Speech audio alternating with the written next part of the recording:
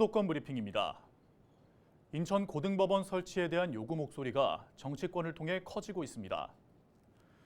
28일 국회에서는 인천 고등법원 설치 국회 정책토론회가 열렸습니다. 인천 고등법원 설치 입법 촉구를 위한 국회 토론회는 지난 2020년 이후 이번이 세 번째입니다.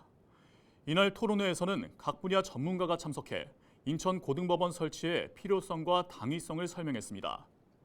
한편 앞서 지난 21일 인천시는 법원 유치를 위해 범시민 100만 서명부를 법원 행정처에 전달하고 협조를 구했습니다. 경기도가 연천군 이장단을 만나 경기북부 특별자치도 설치에 적극 협력해줄 것을 요청했다고 29일 밝혔습니다.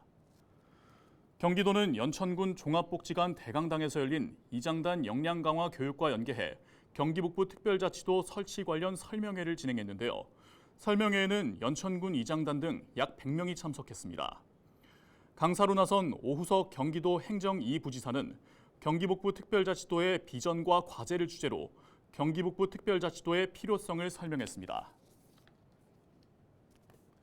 호주를 방문 중인 김동연 경기도지사가 한호 경제협력위원회 인사들과 만나 신재생 에너지와 핵심 광물 등 다양한 분야의 협력 강화에 대해 의견을 나눴습니다. 김동연 도지사는 28일 호주 시드니의 한 호텔에서 빌 패터슨 국방분과위원장 등 한호 경제협력위원회 인사들을 만났는데요. 김동연 도지사는 경기도는 대한민국에서 가장 적극적으로 기후위기에 대응한 정책을 추진하고 있다며 신재생 에너지와 핵심 광물 등 호주와의 협력 관계를 적극적으로 모색할 것이라고 말했습니다. 이에 대해 빌 패터슨 위원장은 양국 모두 탄소 중립을 적극적으로 추진하고 있는 만큼 수소 공급망과 전기차 등 양국 투자 통상 관계에 잠재력이 있다고 생각한다고 답했는데요. 한편 지난 1978년 설립된 한호 경제협력위원회는 양국 간 민간 경제협의체입니다. 우리가 나이 들어서 일을 안 해도 조금은 마음을 놓을 수 있는 이유, 바로 일할 때 나라에 냈던 보험료를 국민연금으로 돌려받기 때문이죠. 하지만 2055년이 되면 국민연금 잔고가 바닥이 난다는 말이 있을 정도로 현재 국민연금은 기금 고갈 위기에 처했는데요. 이에 정부는 국민연금 고갈 시기를 최대한 늦추기 위해 더 내고 덜 받는 국민연금 개혁안을 추진하고 있습니다. 핵심은 현행 보험료율을 최대 2배로 올리고 최초 수급 연령 역시 현 65세에서 최대 68세까지로 늦추는 겁니다. 이렇게 되면 현재 MZ세대들이 은퇴할 2050년에서 2060년도에도 국민연금 수혜를 충분히 받을 수 있게 된다고 하는데요. 반응은 엇갈리고 있습니다. 국민연금의 고갈을 막고 지급액을 높여 노후 소득을 실질적으로 보장하기 위해서는 보험료 인상이 불가피하다는 의견도 있지만 일각에서는 고갈 시점을 늦춘다고 해도 결국은 우리 아이는 열심히 일해서 노인들을 부양해야 하는 건 똑같지 않냐. 차라리 사적연금을 통해 노후 대비를 할 테니 국민연금을 덜 걷거나 아예 안 걷었으면 좋겠다고 합니다.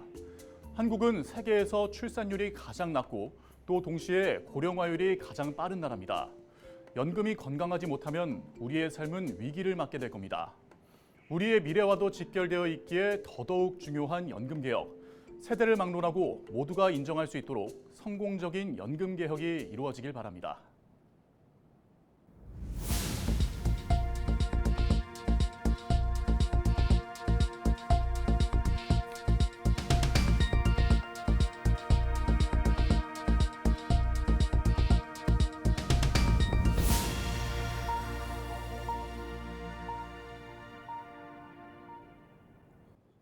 서울시가 야간과 휴일 등 취약 시간에도 응급 아동 환자를 신속하게 치료할 수 있도록 의원과 병원 전문센터를 연계한 의료체계를 구축했습니다. 서울시는 소아청소년과 전문의가 평일 밤 9시까지 진료하는 안심의원 8곳을 선정해 운영하고 있으며 응급실은 6곳을 운영 중에 있습니다. 또 서울대병원과 서울아산병원, 세브란스병원 등 3곳을 상급 종합병원 소아전문센터로 선정해 운영 중입니다.